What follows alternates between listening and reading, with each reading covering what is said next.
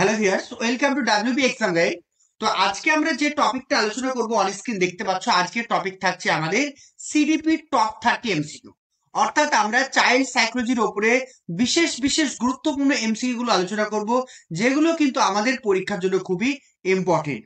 তো যারা অবশ্যই নতুন, অবশ্যই চ্যানেলটিকে সাবস্ক্রাইব করে রাখো আর পাশে থাকা বেল আইকন অবশ্যই ক্লিক করো। যেগুলো বিগত বছরে বিভিন্ন পরীক্ষা এসেছে সেগুলো বাছাই করে একদম 30-এর মধ্যে যাতে 30 পাওয়া যায় সেভাবেই কিন্তু আমরা প্র্যাকটিস করব। ওকে, তো প্রত্যেক ক্লাস লাইক করে দাও আর যারা নতুন অবশ্যই সাবস্ক্রাইব করে দাও। ওকে, চলো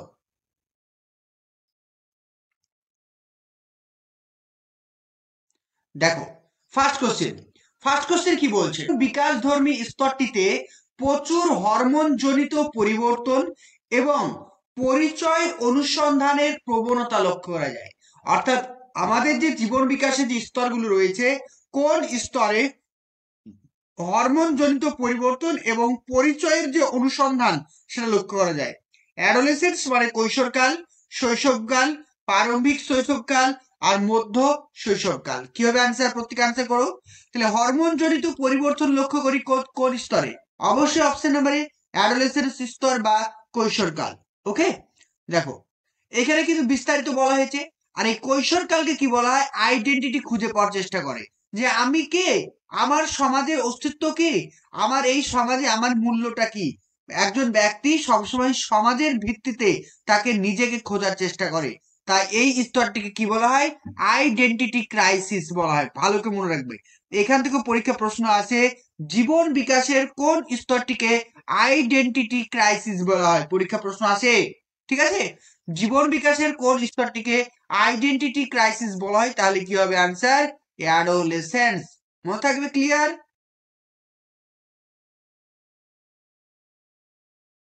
চলো 2 নম্বর, শৈশবকালই ঘটে শুধুমাত্র বলেছে, মানে ভাষার বিকাশ শুধুমাত্র শৈশবকালই ঘটে এবং তাই যথাযথ উদ্দীপনা কেবল শৈশব পর্যন্ত দেওয়া উচিত। যেহেতু ভাষার বিকাশ শৈশবকাল পর্যন্ত হয়, তাই শিশুকে বিভিন্ন মোটিভেশন যেগুলো আমরা দিই সেগুলো শুধুমাত্র শৈশবকাল পর্যন্তই দেওয়া উচিত।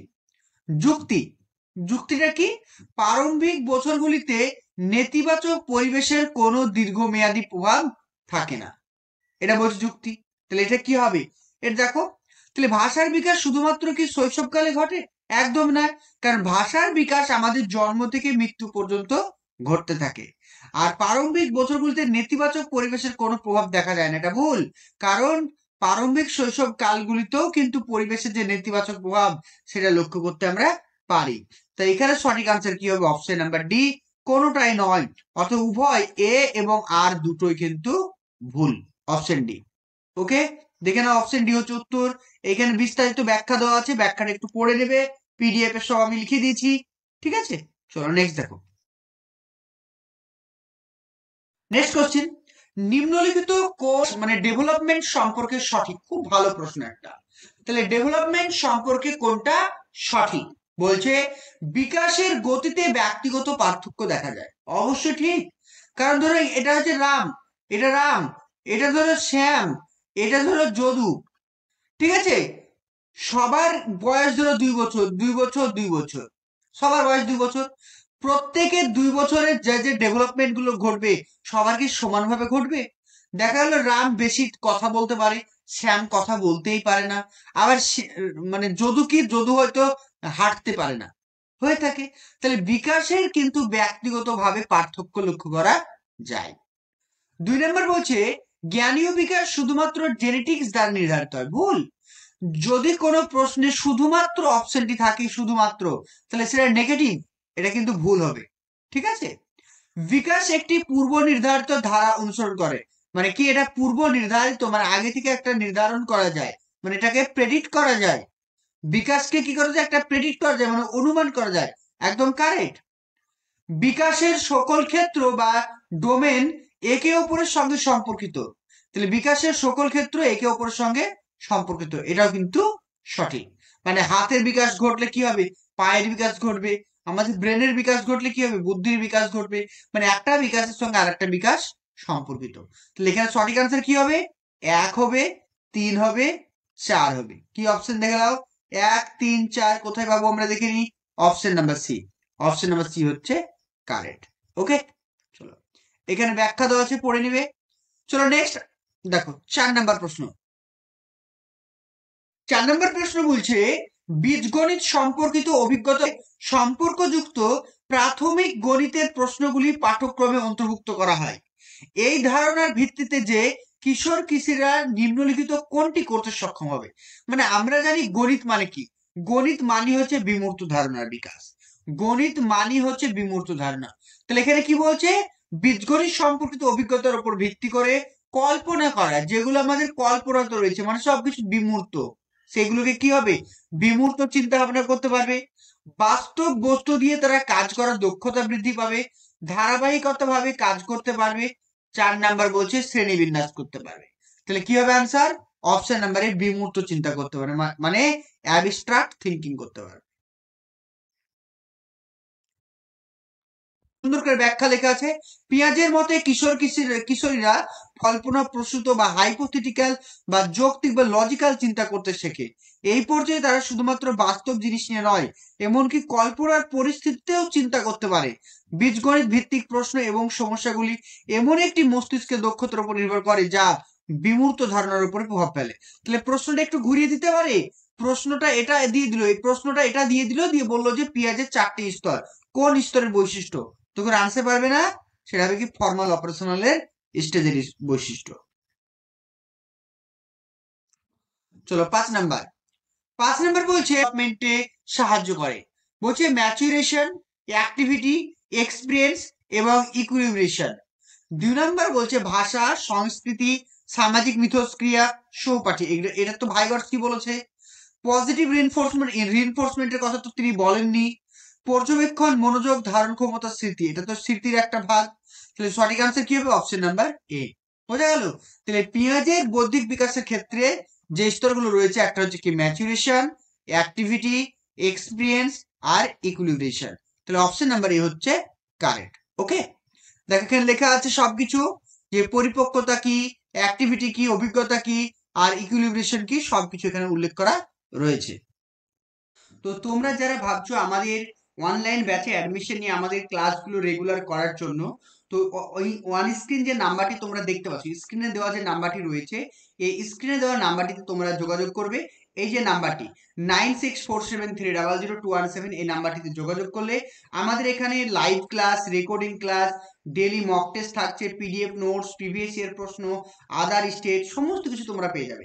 শুধুমাত্র প্রাইমারি না, এর সঙ্গে তোমরা আপার প্রাইমারি ক্লাসটা কিন্তু ফ্রিতে পেয়ে যাবে। অর্থাৎ প্রাইমারির সঙ্গে আপার প্রাইমারি কোর্সটা একদম বিনামূল্যে তোমরা পেয়ে যাচ্ছ, রেগুলার ক্লাস থাকছে। তো তোমরা যারা অ্যাডমিশন নিতে চাইছো আমাদের কোর্সে, 9647300217, এই নাম্বারে যোগাযোগ করে আরো বিস্তারিত তথ্য তোমরা জানতে পারো।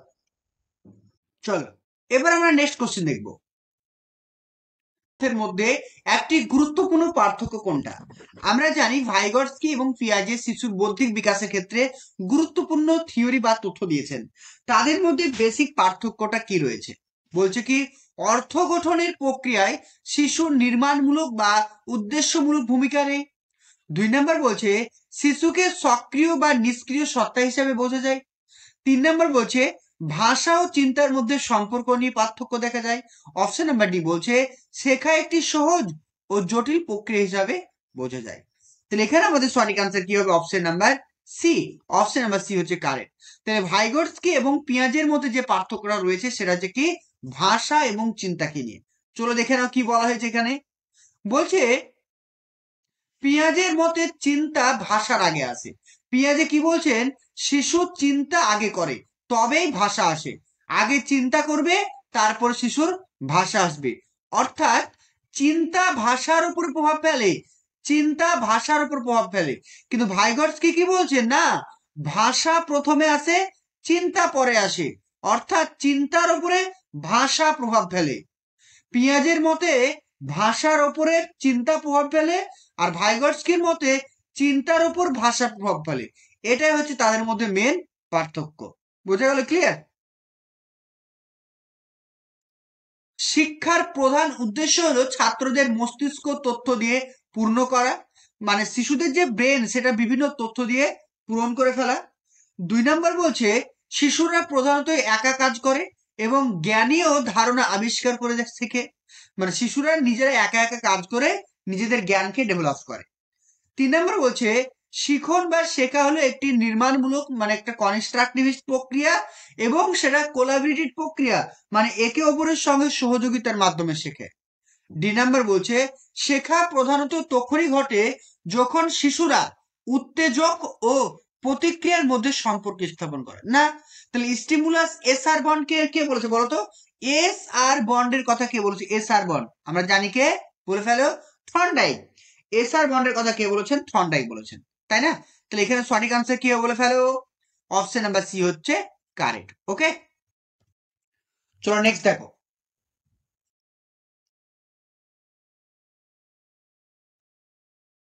দেখো এখানে কিন্তু পুরো ডিটেলসে লেখা আছে, জোন ডিটেলসে লিখে দিয়েছি, একটু তোমরা পড়ে নিও, ঠিক আছে? চলো নেক্সট দেখো পরের প্রশ্ন। 8 নম্বর প্রশ্ন বলছে কোহেলবার্গ সম্পর্কে নিচের কোনটি সঠিক? ঠিক আছে, কোহেলবার্গ সম্পর্কে নিচের কোনটি সঠিক? বলছে তিনি পেঁয়াজের নৈতিক বিকাশ তত্ত্বের উল্লেখ করেননি। মানে পেঁয়াজের যে নৈতিক বিকাশ যে তথ্য সেটা কিন্তু তিনি উল্লেখ করেননি। অবশ্যই তিনি উল্লেখ করেছেন, কারণ আমরা জানি কোহেলবার্গ যেমন নৈতিক বিকাশের কথা বলেছেন, পেঁয়াজেও নৈতিক বিকাশের কথা বলেছেন। তিনি নৈতিক বিকাশের 6টি ধাপের প্রস্তাব করেন, যা 2টি সাধারণ স্তরে বিভক্ত। না, 2টি না, এখানে 3টি স্তরের কথা বলেছেন। তিনি শিশুদের উপরে গবেষণা করেন এবং তাদের একটি কল্পনা প্রসূত পরিস্থিতি বা হাইন্স ডিলেমা উপস্থাপন করেন। হাইন্স ডিলেমা মানে বুঝতে পেরেছো?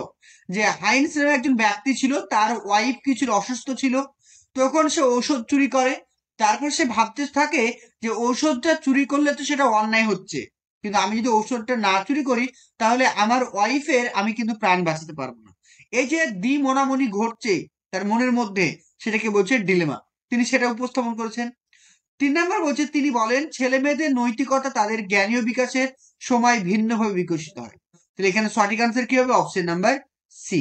অপশন নাম্বার সি হচ্ছে কারেক্ট। তাহলে কোহেলবার্গ সম্পর্কে নিচে কোনটা সঠিক?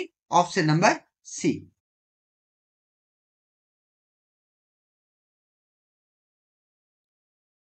দেখো 6টি ধাপের কথা বলেছেন কি?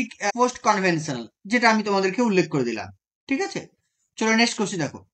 একটি প্রোগ্রেসিভ শ্রেণীকক্ষ বা একটা প্রগতিশীল শ্রেণীকক্ষে একজন শিক্ষক সাধারণত কি করবেন?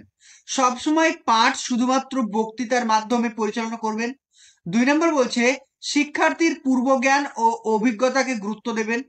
3 নম্বর বলছে শুধুমাত্র বাহ্যিক প্রেরণা বা এক্সট্রিনসিক মোটিভেশন উপরে গুরুত্ব দেবেন। 4 নম্বর বলছে শিক্ষার্থীদের সমালোচনামূলক চিন্তা বা যেটা ক্রিটিক্যাল থিঙ্কিং এ গুরুত্ব দেবেন। তাহলে একটা প্রগতিশীল শ্রেণীকক্ষে একজন শিক্ষক কি করবেন? অবশ্যই শিক্ষার্থীদের ক্রিটিক্যাল থিঙ্কিং কে গুরুত্ব দেবেন। অপশন নাম্বার 4 তো কারেক্ট। হ্যাঁ, শিক্ষার্থীর পূর্বজ্ঞান এবং অভিজ্ঞতাকে গুরুত্ব দেবেন, এটাও তো কারেক্ট। ঠিক আছে, তাহলে 2 ও 4 হচ্ছে কারেক্ট। দেখে নাও কোথায় রয়েছে, দেখে নাও। অপশন নাম্বার বি হচ্ছে কারেক্ট, 2 ও 4 হচ্ছে কারেক্ট। ওকে,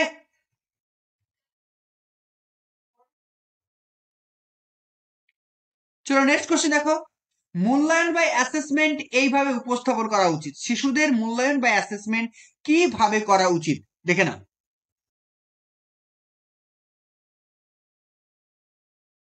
উপস্থাপন করা উচিত বলছি এটি শিক্ষার্থী কি করতে পারে না তা প্রতিফলিত করে। তাহলে মূল্যায়নের মাধ্যমে আমরা কি জানতে পারি? মূল্যায়নের মাধ্যমে আমরা জানতে পারি যে শিক্ষার্থী কোন কোন জিনিসগুলো পারে না। 2 নম্বর বলছে এটি শিক্ষার্থীর পারফরমেন্সকে অন্যদের সঙ্গে তুলনা করে তোলে। মানে একজনের পারফরমেন্সকে অন্যজনের পারফরমেন্সের সঙ্গে তুলনা করে। 3 নম্বর বলছে এটি শিক্ষার্থী কি এবং কিভাবে শিখছে তা বিশদভাবে তুলে ধরে। কোন একটা শিক্ষার্থী কোন একটা টপিক কিভাবে কতটা শিখছে, তার কি প্রসেস রয়েছে, সেগুলো ভালোভাবে তুলে ধরে। অপশন নাম্বার ডি বলছে এটি শিক্ষার্থীকে ধীর গতির মেধাবী মানে থেকে আলাদা করে। মানে একটা শ্রেণীকক্ষে কোন কোন শিক্ষার্থীরা মেধাবী আর কোন কোন শিক্ষার্থীরা ধীর গতি সেটাকে আইডেন্টিফাই করে। তাহলে এখানে সঠিক আনসার কি হবে? Option number C. Option number C হচ্ছে কারেক্ট। ওকে, চলো নেক্সট কোশ্চেন দেখো। বলছে 2020 অনুযায়ী প্রস্তাবিত সামগ্রিক বা হলিস্টিক 360 ডিগ্রি মাল্টি ডাইমেনশনাল অগ্রগতি কার্ড, যেটা হলিস্টিক রিপোর্ট কার্ড বলছে, এনইপি মানে ন্যাশনাল এডুকেশন পলিসি 2020-তে কি বলা হয়েছে, হলিস্টিক রিপোর্ট কার্ড কি বলা হয়েছে দেখো, বলছে রাজ্য জুড়ে শিক্ষার্থীদের নম্বরের সঙ্গে তুলনা ভিত্তিক পারফরমেন্স প্রদর্শন করে। 2 নম্বর বলছে শিক্ষার্থীদের জ্ঞানীয়, আবেগীয় এবং মনসম্বন্ধীয় মানে সাইকোমোটর ক্ষেত্রের অগ্রগতি বিচার করে। 3 নম্বর বলছে শিক্ষার্থীর জ্ঞানীয় ক্ষমতা অনুযায়ী 8 দফা গ্রেড স্কেল সঠিকভাবে চিহ্নিত ও লেবেল প্রদান করে। অপশন নাম্বার ডি বলছে শিক্ষার্থীর যেসব জায়গায় বোঝার সমস্যা আছে তা পিতা মাতাকে জানানো হয়। তাহলে হলিস্টিক রিপোর্ট কার্ডের মাধ্যমে কি করা হয়, যে শিক্ষার্থীর কগনিটিভ, তারপর যে ইমোশন বা তার যে সাইকোমোটর যে ডেভেলপমেন্ট কতটা হচ্ছে সেটাকে ভালো করে তুলে ধরা হয়। অপশন নাম্বার বি হচ্ছে কারেক্ট। ওকে,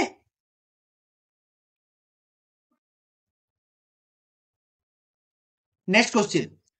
নেক্সট কোশ্চেন বৈধশীল বা সংবেদনশীল এই ধরনের নারীবাদী বৈশিষ্ট্য সহ উপস্থাপন করা হয়। মানে কোন একটা বইয়ে ধরো বলা হয়েছে নারীদের সম্পর্কে, নারীরা হচ্ছে লালন পালনকারী, যত্নশীল, সংবেদনশীল। তো নারীদের সম্পর্কে এই যে বৈশিষ্ট্যগুলো এটা কি উপস্থাপন করে, নারীদের জন্মগত ক্ষমতার বিচিত্রায়ন। 2 নম্বর বলছে লিঙ্গভিত্তিক পক্ষপাতিত্ব বা জেন্ডার বায়াস। 3 নম্বর বলছে জেন্ডার ইকুয়ালিটি। আর ডি নাম্বার বলছে জেন্ডার ইকুইটি। তাহলে এখানে সঠিক আনসার কি হবে, অপশন নাম্বার বি, অর্থাৎ জেন্ডার বায়াসের কথা বলছে, যে ছেলেরা এবং মেয়েদেরকে আলাদা করছে মানে হচ্ছে জেন্ডার বায়াস। চলো নেক্সট কোশ্চেন দেখো, ছাত্রদের মধ্যে সমালোচনামূলক চিন্তা ভাবনার মূল্যায়ন করা যায় তাদের স্মরণ শক্তি পরীক্ষা করে।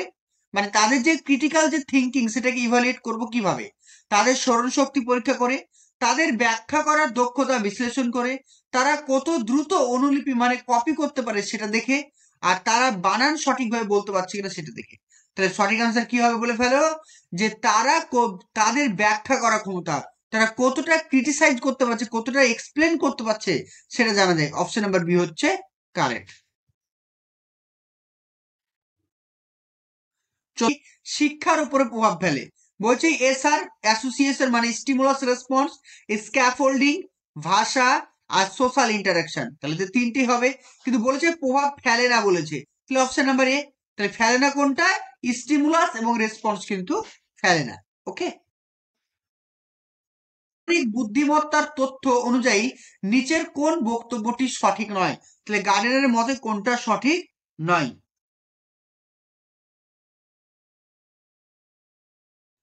স্ট্যান্ডার্ডাইজ পরীক্ষা দিয়ে বুদ্ধিমত্তাকে সঠিকভাবে নির্মাণ করা, কোন একটা পরীক্ষা নেওয়া, সেই পরীক্ষার মাধ্যমে তাদের বুদ্ধিকে নির্ণয় করা।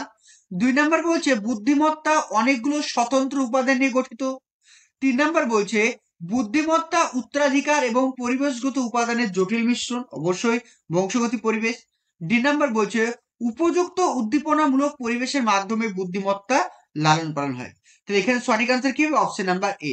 বাকি যেগুলো রয়েছে এটা কিন্তু কারেক্ট, ঠিক আছে। আর এখানে কি বলছে স্ট্যান্ডার্ডাইজ পরীক্ষা নিতে হবে, এটা কিন্তু নয়, ঠিক আছে।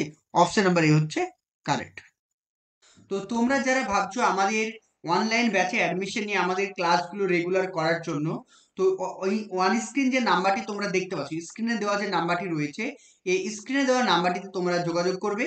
এই যে নাম্বারটি 9647300217, এই নাম্বারটিতে যোগাযোগ করলে আমাদের এখানে live class, recording class, daily mock test থাকছে, পিডিএফ নোটস, প্রিভিয়াস ইয়ার প্রশ্ন, আদার স্টেট সমস্ত কিছু তোমরা পেয়ে যাবে।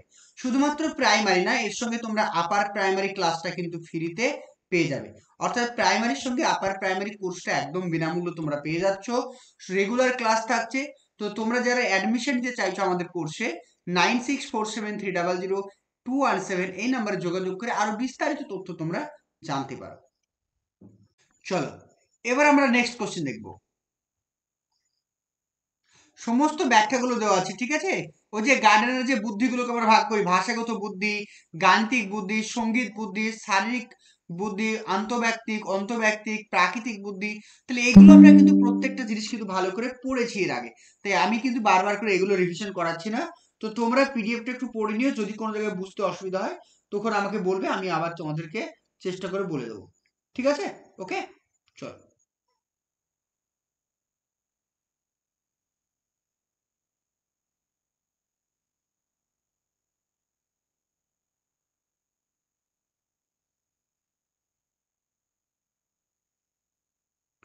চলো নেক্সট দেখো।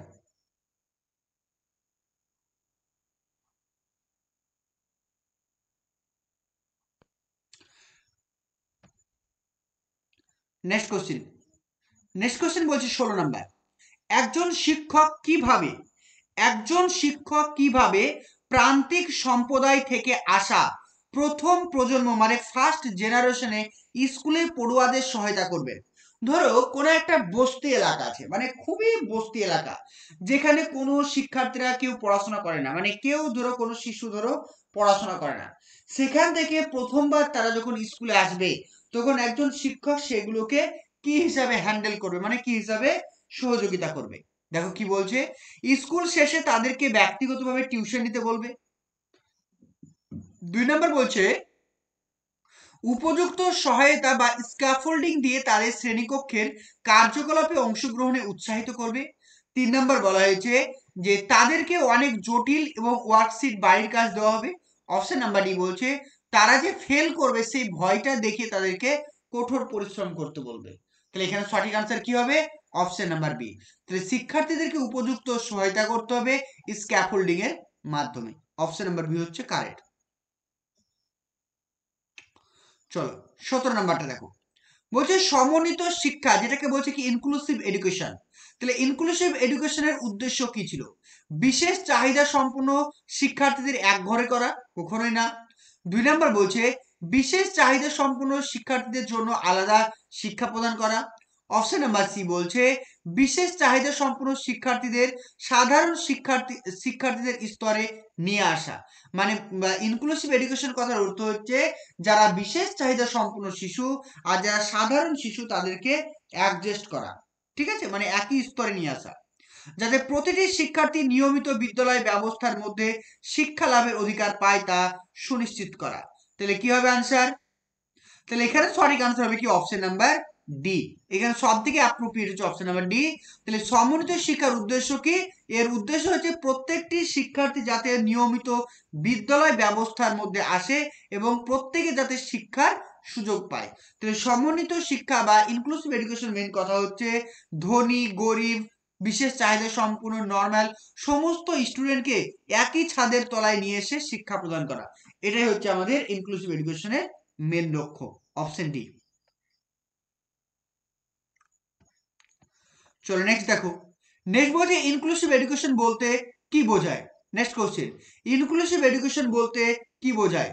প্রতিটি শিক্ষার্থীর ভিন্নতা স্বীকার করে, মানে প্রতিটি শিক্ষার্থীর যে ব্যক্তিগত পার্থক্য রয়েছে সেটা স্বীকার করে পাঠ্যক্রমের নমনীয়তা রাখা। একদম কারেক্ট। শিক্ষার্থীদের সক্ষমতার ভিত্তিতে আলাদা করা, কখন না। কোন শিক্ষার্থী বেশি মানে বুদ্ধিমান, কোন শিক্ষার্থী বুদ্ধিমান না, সেটা আলাদা করা যাবে না।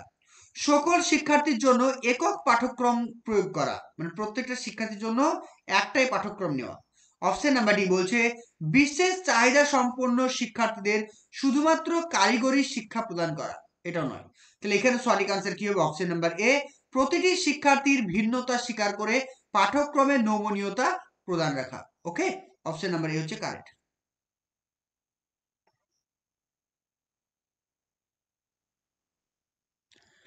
নেক্সট দেখো।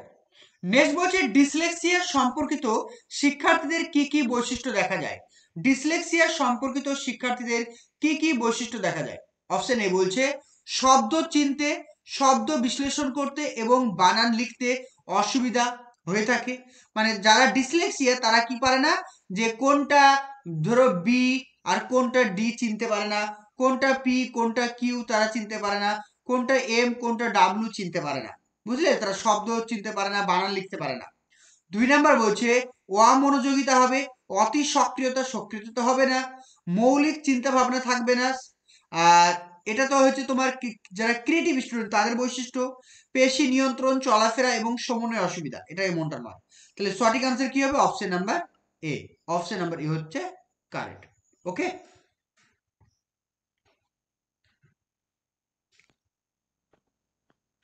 চলো নেক্সট কোশ্চেন দেখো।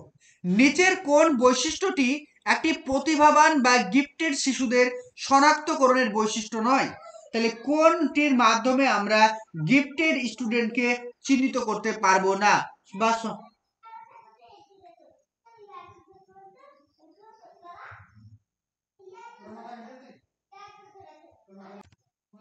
তাহলে নিচের কোনটির মাধ্যমে আমরা গিফটেড স্টুডেন্টদেরকে শনাক্তকরণ করতে পারবো না? কি বলছে? 1 নাম্বার, নিরবিচারে দক্ষতা অর্জনের প্রতি আগ্রহ বা হচ্ছে পারসিস্টেন্ট মাস্টারি ওরিয়েন্টেড বিহেভিয়ার। ঠিক আছে।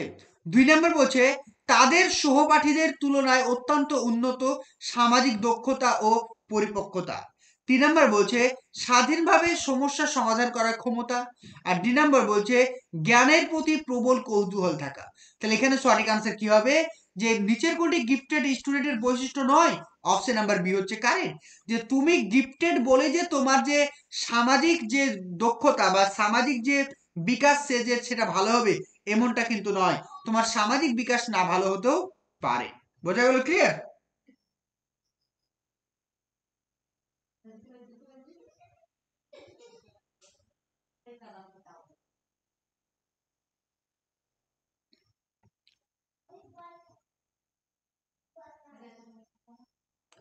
চলো 21 নম্বর প্রশ্ন বলছে উদ্ভিদের উপরে আলোচনার সময় একজন শিক্ষক লক্ষ্য করলেন যে বেশ কয়েকজন শিক্ষার্থীর এই ধারণার বিষয়ে ভুল ধারণা বা মিসকনসেপশন রয়েছে।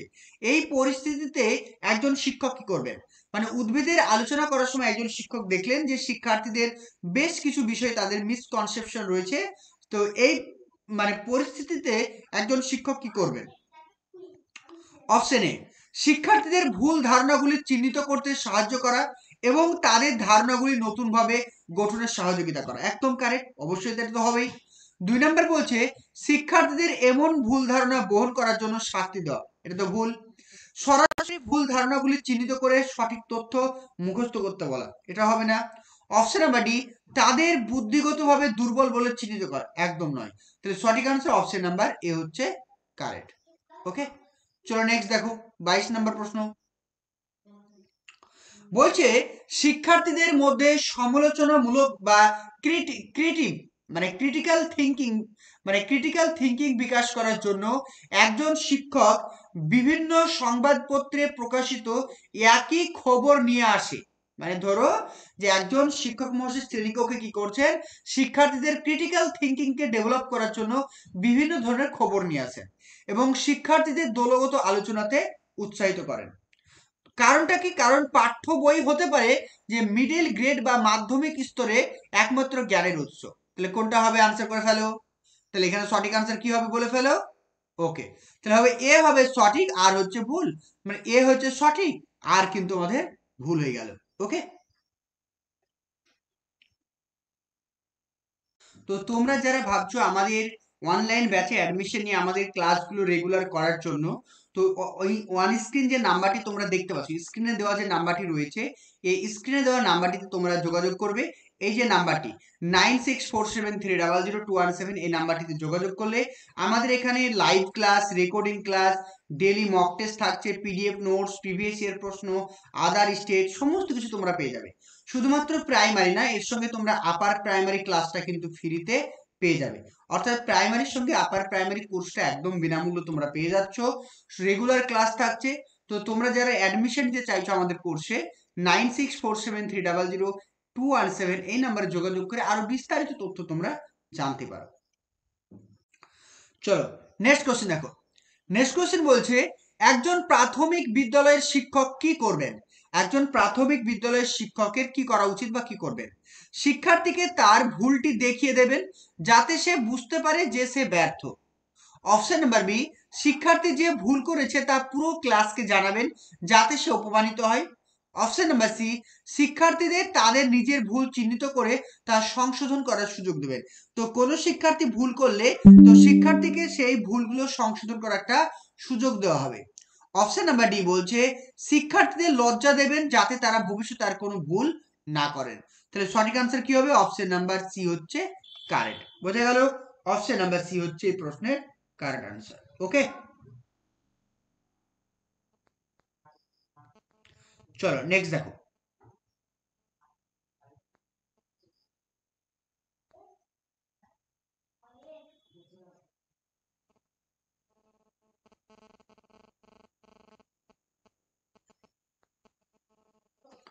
চলো 24 নাম্বার প্রশ্ন বলছে শেখার উন্নতির জন্য প্রতিযোগিতাকে কি মোটিভেশন বা অনুপ্রেরণা হিসেবে ব্যবহার করা হয়? যে শ্রেণীকক্ষে বিভিন্ন যে কম্পিটিশন বা প্রতিযোগিতামূলক কোনো কিছু করা কি ঠিক, এটা বলতে চাইছে। হ্যাঁ, এটি সহপাঠীদের সঙ্গে পারফরমেন্সকে তুলনা করে। দেখো, কোনো কিছু তুলনা করা ঠিক নয়, কারণ যখন আমি তুলনা করব তখন একজন আরেকজনকে মানে অনেকভাবে হীনমন্য করবে, ঠিক আছে। 2 নম্বর বলছে না, এটি শ্রেণীকক্ষে অপ্রয়োজনীয় ক্ষমতা ভিত্তিক সামাজিক তুলনার মাধ্যমে এটি নেতিবাচক প্রভাব ফেলে। অপশন নাম্বার সি বলছে হ্যাঁ, এটি শিক্ষার্থীদের অন্যদের চেয়ে ভালো করার উদ্বুদ্ধ করে। অপশন নাম্বার ডি বলছে না, এটি শুধুমাত্র বিশেষ চাহিদা সম্পন্ন শিক্ষার্থীর জন্য প্রযোজ্য। তাহলে এখানে সঠিক আনসার হবে অপশন নাম্বার বি। তাহলে কি বলছে, শ্রেণীকক্ষে আমরা কিন্তু কম্পিটিশন বা প্রতিযোগিতামূলক অ্যাক্টিভিটি করব না, কারণ এর মাধ্যমে শিক্ষার্থীদের মধ্যে কি হয়, বিভিন্ন ধরনের হীনমন্যতা লক্ষ্য করা যায়। অপশন নাম্বার বি হচ্ছে কারেক্ট। ওকে, ক্লিয়ার?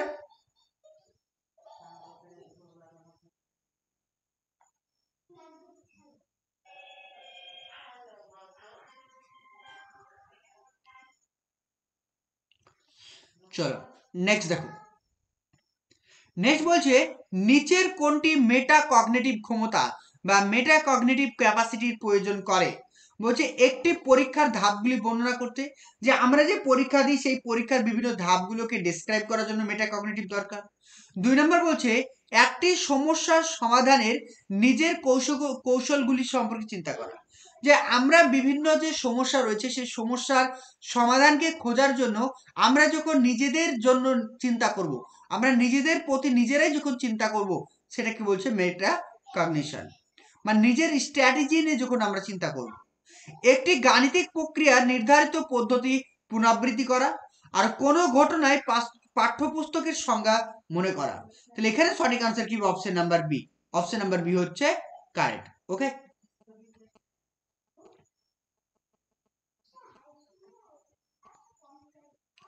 চলো নেক্সট দেখো।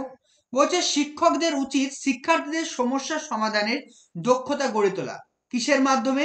প্রশ্ন গড়ে তোলা, মানে আমরা যদি শিক্ষার্থীদেরকে বিভিন্ন ধরনের সমস্যা সমাধান করতে দিই, সেটা কি করবে? প্রশ্ন করা নিরুৎসাহ করে করে দেবে, মানে শিক্ষার্থীরা প্রশ্ন করবে না। 2 নম্বর বলছে উপমার ব্যবহারকে নিষিদ্ধ করবে। 3 নম্বর বলছে চ্যালেঞ্জকে এড়িয়ে দেবে, শিক্ষার্থীরা চ্যালেঞ্জ নিতে চাইবে না। অপশন নাম্বার ডি বলছে শিক্ষার্থীদের নিজস্ব সমস্যা সমাধানের পদ্ধতিকে প্রকাশ করতে উৎসাহিত হবে। যদি আমরা শিক্ষার্থীদেরকে বিভিন্ন সমস্যা দিই, তাহলে সেটা কি করবে? শিক্ষার্থীদেরকে বিভিন্ন সমস্যার সমাধান করার জন্য আরো বেশি উৎসাহিত করবে। অপশন নাম্বার ডি হচ্ছে কারেক্ট।